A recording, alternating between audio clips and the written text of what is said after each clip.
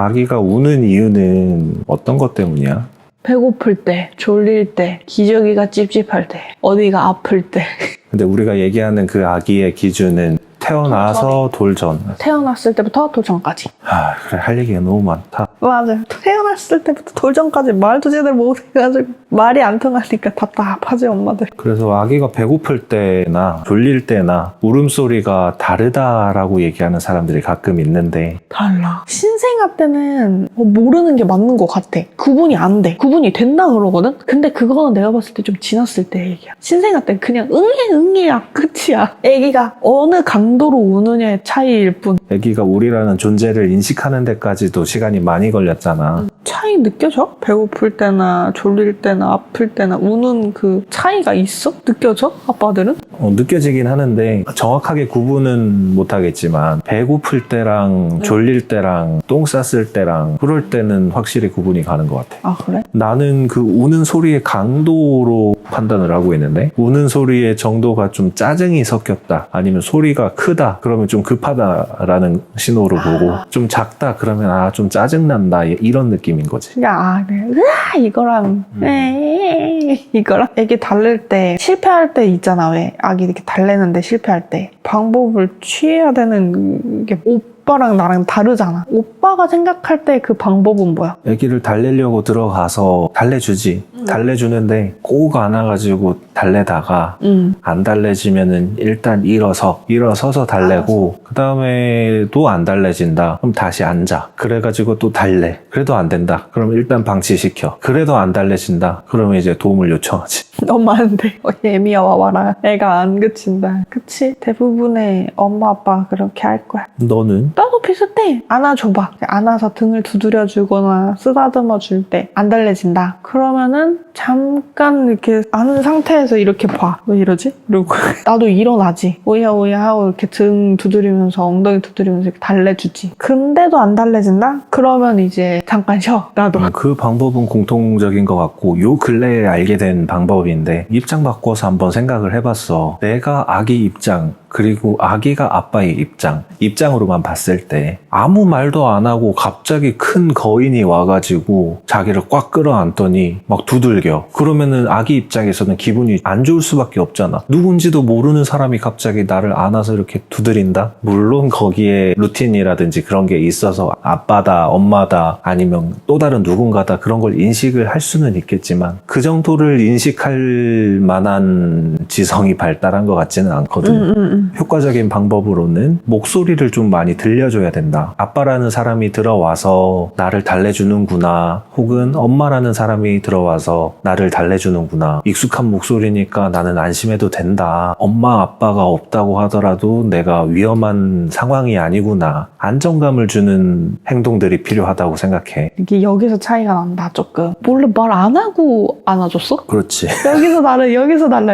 엄마들은 가면은 왜? 라고 대답부터 해. 늘 듣던 목소리가 일단 먼저 도착하는 거야. 왜 울어? 이게 먼저 도착하는 거야. 그러고 나서 이제 안아드는 거거든. 근데 아빠들은 아니구나. 남자들이 다 그런지는 모르겠지만 일단 나는 그렇고 대부분의 남자들이 말이 그렇게 많은 편은 아니니까 그러지 않을까라는 의심은 드는 거지. 짜증나니까 일단 아무 말 안 하고 아 왜 울어?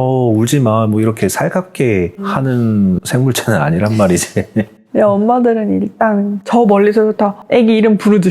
왜? 누구야? 왜? 무슨 일이야? 이렇게 가면서까지 계속 얘기해. 남자들한테는 정확하게 그 얘기를 해주면 좋은데 여자 입장에서는 당연히 그건 하는 거라고 생각을 하기 때문에 얘기를 아마 안 했었던 것 같아. 그래서 최근에 그렇게 하게 되니까 비교적 달래기가 훨씬 수월해졌더라고. 나는 그렇게 다 달래다가 정 안 되면 이제 아기띠 해서 돌아다녀. 집안 곳곳을 갔다가 저기도 갔다가 하면 달래져 있는데 그것도 아니다. 그럼 얘 오히 아픈 거야. 그게 아픈가 이제 막 살펴보기 시작하지. 불 켜놓고. 아기를 달래는 과정에서 부모들이 감정이 격양되는 경우가 많이 있는데 이때 감정 관리를 우리가 철저히 좀 잘 해야 되는데 좀 이걸 어떤 식으로 컨트롤 하는지에 대해서 얘기를 좀 하면 좋을 것 같아. 이거 진짜 중요해. 왜냐면 나는 이거 엄마와 아빠 함께 있다는 가정 하에 얘기를 할게. 이거 진짜 엄마든 아빠든 서로 되게 열심히 도와줘야 돼. 번갈아 가면서 엊그제 그랬잖아. 우리 애가 울었잖아. 그 심하게 새벽에. 내가 잠든 지 1시간밖에 안 지났단 말이야. 근데 너무 심하게 울어서 깼어. 그리고 일부러 좀 냅뒀단 말이지. 울다 지쳐 자겠지라고 생각하고. 와, 1시간 내내 울대. 그래서 결국엔 갔어. 갔는데도 안 그치는 거야. 그 전날 아침부터 계속 칭얼거리는 게 있어서 적당히 좀 해라. 어디 아픈 것도 아니었어. 밥도 되게 잘 먹고 응가도 되게 잘 싸고 잘 놀고 그냥 엄마만 안 보이면 짜증이란 짜증은 다 내더라고. 그래서 힘들었는데 새벽에도 그러니까 이제 화가 나는 거지. 나도 피곤해 죽겠는데 몸이 지금 만신창인데 애가 계속 그러니까 너무 힘든 거야. 야, 적당히 좀 해 라고 나도 모르게 나왔어. 애는 못 알아들을 수 있지만 엄마가 짜증난 거는 알 거 아니야. 그러니까 더 울더라고. 그때 이제 오빠가 와가지고 가서 좀 쉬라고 조금이라도 쉬라 그랬잖아. 그게 나는 너무 고마운 거야. 그렇게 해서 당신이 이렇게 막 달래는데도 안 그치잖아, 사실 잘. 그렇지. 애기들 뭐가 불편한지 뭐가 심리적으로 막 불안한지는 모르겠지만 안 그치는 거야. 근데도 내가 숨 돌릴 틈을 주니까 너무 고맙더라고. 어느 정도 숨을 좀 돌리고 화를 좀 가라앉힐 시간이 필요한 거야, 나도. 그래서 숨을 돌리고 화를 가라앉히고 나서 이성적으로 생각이 들니까 안 그랬으면 진짜 애한테 소리 지르고 새벽에 그렇게 될 수도 있을 것 같아. 근데 그게 안 되게끔 이제 아빠가 옆에서 쉬고 와. 조금이라도 좀 숨 좀 돌리고 와. 해주면 너무 고맙지. 진짜 그러고 나서 숨 돌리고 와서 내가 애기 이렇게 딱 안정된 마음가짐으로 딱 끝이더라고. 옆에서 봤을 때는 약간 이성을 잃은 것 같다라고 확실하게 좀 판단이 됐으니까 그렇게 얘기를 한 거고, 결국 이제 본론으로 돌아와서 아기가 울 때 계속 달래야 되는 타이밍에 대해서 고민을 하게 되는데, 이거 가지고도 우리가 엄청나게 많은 시행착오들을 겪었고 지금도 겪고 있으니 이게 정말 어려운 것 같아. 전문가들은 뭐 정확히 몇 분에 가서 달래라 아니면은 언제까지는 달래야 된다 뭐 그런 얘기들은 많이 있지만 애기마다 다 다르니까 정해져 있는 건 없다고 봐. 애기의 상황에 맞게 조절을 해야 된다고 생각하는데, 근데 나는 그거 필요 없는 것 같아. 그냥 자주 안아주는 게 좋은 것 같아. 어느 정도 말도 조금 하기 시작했을 만큼 뇌가 발달을 했을 때 해당되는 것 같고. 등센서는 신생아 때만. 신생아 때 6개월 정도까지. 신생아 때나 그 잘 때 그런 거고, 이제 그때 지나면 이제 엄마 센서라고. 엄마 없다고 울고. 그러니까 아기가 또 운다는 게 말을 못하니까 의사소통 수단이 없잖아. 그치. 울음으로써밖에 표현을 안 하는데 부모 입장에서는 조급할 수밖에 없잖아. 조급함 자체는 버리고 생각해야 되는데 그렇게 안 되지 잘. 울기 시작하면은 경황이 없으니까 달래기 바쁜데 본질적으로 얘가 뭐가 불편하고 힘들어하는지 그거를 파악하는 게 우선적으로 돼야 되는데, 이게 생각으로는 그렇게 하겠지만 행동으로 옮겨지기까지가 좀 쉽지가 않지. 그거 돼야 돼. 엄마 티야?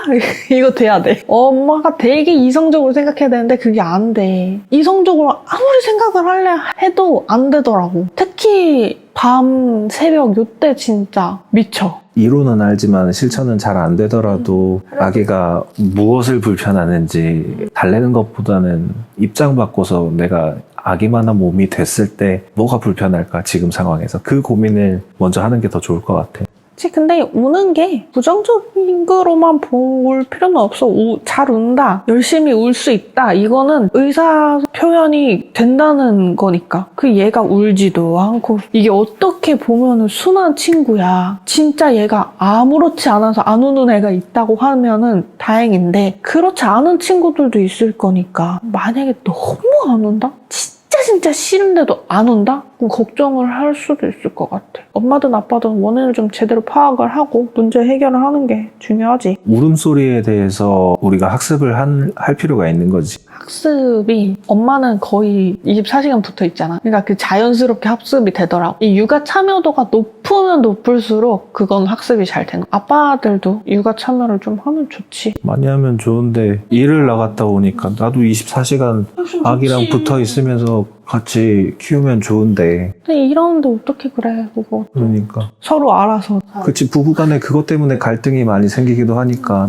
내 생각에는 그래. 육아에 대한 참여도가 많은 사람이 오히려 더 잘 아는 거니까 네가 지금도 나보다 더 많이 육아에 참여를 하고 있으니까 당연히 나보다 더 잘 알고 있다고 생각을 하고, 내가 너랑 생각이 조금 다르다고 하더라도 나보다는 잘 알고 있을 테니까 웬만해서는 좀 따르는 성격이 있는 것 같고, 그 반대의 상황이다라고 하면은 오히려 나도 내 주장을 더 굽히지 않고 그렇게 얘기를 했을 것 같아. 진짜 오빠 말대로 누가 육아를 조금 더 많이 하느냐에 따라서 다른 거라서 육아 많이 하는 사람 말 들어주는 게 맞아. 괜히 이거 아니라고 딱 이렇게 해버리면 진짜 한 대 저어받고 싶어요.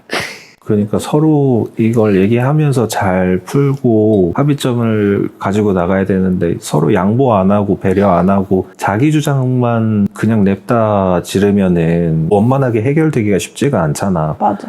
유연하게 잘 조정할 필요가 있다로 정리하면 될 것 같아. 신생아 때만 조금 많이 조급해 하는데 그거 지나면은 여유가 좀 생겨서 아기도 이제 2-3시간마다 안 깨워도 되고 상황도 잘 봐가면서 할 수 있으니까 여유 가지는 게 진짜 중요한 것 같아.